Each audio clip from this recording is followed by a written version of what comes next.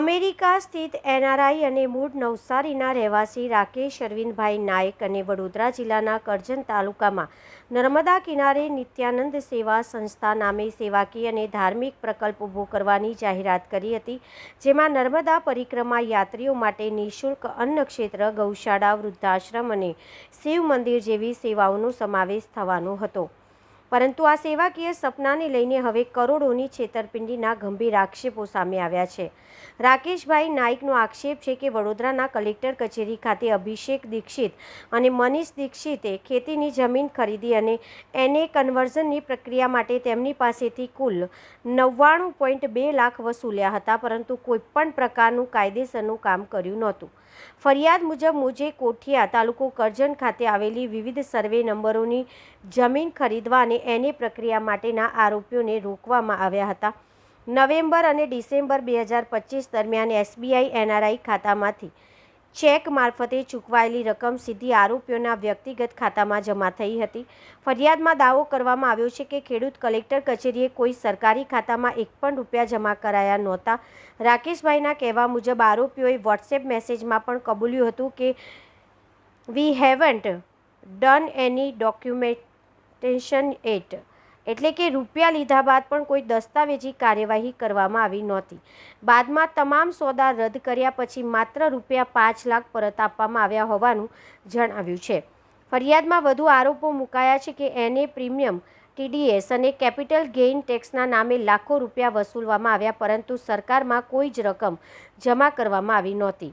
રાકેશભાઈએ આરોપ મૂક્યો છે કે સરકારી અધિકારીઓને લાંચ આપવાના નામે પણ વધારાની રકમ વસૂલવામાં આવી હતી. આ સમગ્ર મામલે વડોદરા પોલીસ સમક્ષ 2 અલગ-અલગ ફરિયાદો તેમજ વિગતવાર એફઆઈઆર અરજી કરવામાં આવી હોવા છતાં એફઆઈઆર નોંધવામાં આવી નથી એવા આક્ષેપ કરવામાં આવ્યો હતો. રાકેશભાઈએ પોલીસ પર આ મામલાને લઈને સિવિલ વિવાદ ગણાવી કાર્યવાહી ટાળવાનો પણ આરોપ લગાવ્યો છે. આ સાથે તારીખ 14 મે 2026ના રોજ જીવલેણ ધમકી આપવામાં આવી હોવાને ગંભીર આક્ષેપ કરવામાં આવ્યો છે. રાકેશભાઈએ વડાપ્રધાન કચેરી સહિત 14 સરકારી સત્તાધીશો સમક્ષ લેખિત રજૂઆત કરી છે. એસઆઈટી, સીબીઆઈ તપાસ, એસીબી તપાસ, આવકવેરા તપાસ અને આરોપીઓ સામે કડક કાર્યવાહી કરવાની માંગ ઉઠાવી છે. હાલ સમગ્ર મામલો ચર્ચાનો વિષય બન્યો છે. જો કે આરોપી પક્ષ તરફથી આક્ષેપો અંગે કોઈ સત્તાવાર પ્રતિસાદ સામે આવ્યો નથી. પોલીસ અને સંબંધિત વિભાગો દ્વારા તપાસ બાદ જ સમગ્ર હકીકત બહાર આવશે. મારું નામ રાકેશ નાયક છે. મારી સાથે ₹1 કરોડ એને ના હિસાબે 2 વકીલ એનો છોકરો અભિષેક દીક્ષિત અને મનીષ દીક્ષિત દલાલ લઈ ગયા છે. મારે જમીન લેવી હતી અન્ન ક્ષેત્ર ખોલવા માટે માતાજીનું નર્મદા કિનારે. તો મનીષ દીક્ષિતની સાથે એક બીજા સાધુના દ્વારા મુલાકાત થયું તો મળ્યો, તો એમણે મને જમીનો બતાવી અમે જમીનને લીધી. તો એટલું બધું રંગ અવધૂત મહારાજજીનું નામ લઈને અમને ભાવિક બનાવી, છેતરપિંડી, મને ને મારી વાઈફને એ લોકોના કુટુંબી બનાવી દીધા.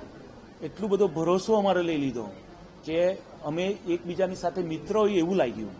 એમાં મેં મારી ચેકબુક આખી સાઇન કરીને એના છોકરો જે અભિષેક દીક્ષિત છે, લોયર, એને આપી દીધી. એને બધા ખેડૂતોના ચેક બી ખેડૂતોના લખ્યા ને એ લોકોના પર્સનલ ખાતા અને એ લોકોના પ્રોફેશનલ 5 ખાતામાં ₹1 કરોડ જમા કરી દીધા. તો પૂછવામાં આવે છે શા માટે, તો કે આ તો કલેક્ટર સાહેબને, પીઆઈને, મામલતદારને બધાને મોટી રકમો ચૂકવવી પડે. આ બધું થઈ ગયું. ડિસેમ્બર 3ના મેં પાછું પૂછ્યું છે કે ખર્ચા તો બાપજીનું કામ છે, ખર્ચો હોય જ નહીં વાલા, આ તો સેવા છે, બંને બાપ દીકરો એકાય છે. મારે 10 જયંતિના દિવસે ડિસેમ્બર 4 અન્ન ક્ષેત્ર બાપજીની જેમ ખુલ્લું હતું, ખોઈલું. મને કહે છે કે તમારી વાઈફને તો મારી દીકરી શોપિંગ લઈ જશે, એક્સેટ્રા. કરોડ રૂપિયાનો હિસાબ નથી આપતો. 0 કામ કર્યું છે. પોલીસમાં ગયો, કલેક્ટરમાં ગયો, કોઈ મને કશું જવાબ આપતા નથી. અરજી કરી તો મને પીઆઈમાં લઈ ગયા તો પીઆઈને કહે છે કે એને થઈ ગયું છે. એને થયું નથી, પણ પીઆઈ પૂછતા નથી એને, આ ટિંડેલ સાહેબ, કે બતાવ કાગળિયા, હિસાબ નથી માગતા.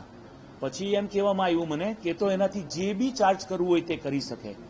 પછી હું અત્યારે પાછો મેમાં આવ્યો એટલે પાછો પોલીસમાં એફઆરઆઈ કરલું તો આરટીઆઈમાં આવી ગયા તો કશું આપતા નથી. તો હું ગુરમીત સાહેબ છે પીઆઈ અત્યારે, એની પાસે ગયો તો મને કહે કે અમારે તમને કંઈ આપવાનું નથી, આ કાગળિયું.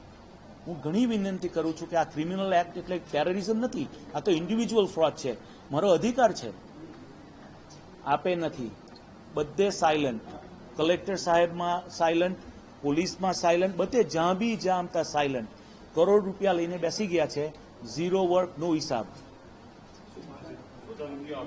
ધમકી મારી નાખવાની ધમકી આપી. મારી પાસે ગંદા શબ્દની રેકોર્ડિંગ છે. પછી ફાર્મર્સને બ્રાઇબિંગ કરે છે એનું રેકોર્ડિંગ છે બાતનું. પછી ગંદુ બીજું બધું કહે છે. ફાર્મરને સેલફોન લઈ આપ્યો, મીઠાઈઓ લઈ આપે, ડોન આપે છે મહિનાનું. આ બધું કરે છે ને મોટો ગારો રાખ્યો એને. દલાલ તો ને કોઠિયા ગામમાં તમે જઈને જુઓ તો 14 લાખની જમીન એને મને 24 લાખમાં વેચી. એટલે બહુ મોટો, એટલે ઓલમોસ્ટ 2.5 કરોડનું કેપિટલ ગેઇન ટેક્સ બધા ખેડૂતનો કે મારે ભરવાનો. દેટ વોઝ અબાઉટ 66 લાખ રૂપિયા. TDS તો મારે. ફાર્મર્સ પોતે કહે છે કે એ તો અમારી જવાબદારી છે. હા, અધિકારીના નામે નહીં. મને એમ કે કોર્ટમાં જાય તે પહેલા એને ખલાસ કરી નાખીશ. 4 વાર એક જ 3 મિનિટના કન્વર્સેશનમાં, કારણ કે એના છોકરાને હું વોટ્સઅપ કરું છું કે દીકરા અંધકાળમાંથી ઉજવાળામાં આવ, તારે જ ઉંમરનો મારી પાસે બી છોકરો છે. એક રિપ્લાય નથી આપતો, બાપ કે દીકરો. મારી માંગણી મારા પૈસા જુએ. 5 લાખ એને આપ્યા ને કહે છે વપરાઈ ગયા છે, પર્સનલ વાપરી કાઢ્યા. ક્લાયન્ટના પૈસા વપરાય નહીં. બરાબર ને? કશું મને આપતા જ નથી કઈ ઇન્ફોર્મેશન. મને બોલાવે 2 કલાક 4 વાગે, પીઆઈ આવે 6:30, મનીષ દીક્ષિત આવે 6:35. આટલામાં સમજી જાઓ ને. કોણ એને કહે છે કે તું મોડા આવજે? તો ત્યાં રાઇટર મને કહે, મેં પૂછ્યું અભિષેક દીક્ષિત એડવોકેટ આવે કેમ નહીં? તો કે એ તો બાળક છે. આ જવાબ મને મળ્યો છે. ભગવાનનું નામ લેમ ને અહીંયા હું મારા ભગવાન નિત્યાનંદની સેવા સંસ્થા ખોલવા આવ્યો ને 7 મહિનામાં આપણે માનીએ કે કસોટી થાય, હવે કસોટીની બહાર છે. 1 કરોડની વાત છે. માંગણી જેટલા, આમ તો માંગણી તો 1 કરોડ ને 20 લાખ થવી જોઈએ બધું ખર્ચાના. પોલીસ સ્ટેશનમાં કરી છે, અકોટા મને દોડાવ્યો છે, બધે જ દોડાવ્યો છે. કરજણ ગયો છું. કરજણના પીઆઈ સરસ હતા. એ લોકોએ ખેડૂતને કીધું કે તમે લોકો સાઈડમાં આવો, નહીં તો આ કેસ 15-20 વર્ષ ચાલશે. નાયક સાહેબને દીક્ષિતની હાથે અલગ ડીલ કરવા દેવો. બધે રજૂઆત થઈ છે. આ કલેક્ટરની ઓફિસમાં આખી ફાઇલ આપી. કલેક્ટર સાહેબ પોતે કહે છે પેલું કાગળિયું જોઈને કે 2.4 કરોડની જમીન એનો ટોટલ નીચે કરે તો 3.2 માગે છે. વિચાર કરો. બધું ગયું છે અત્યારે, બધાને મોકલી. આ પીએમઓ થી તમને જે ફાઇલ આપી છે ને એ બધા અત્યારે જ 2 દિવસમાં બધાને સ્પીડ પોસ્ટ. આજે કરજણ ને લોકલ પોલીસ ડિપાર્ટમેન્ટ, કલેક્ટર સાહેબ, IPS, NRI ડિવિઝનના ટેરરિઝમ એક્ટ વાળાને આજે બધાને એ લોકોને મળી ગયું છે. હવે પીએમઓ ને એ લોકોને પછી મળશે.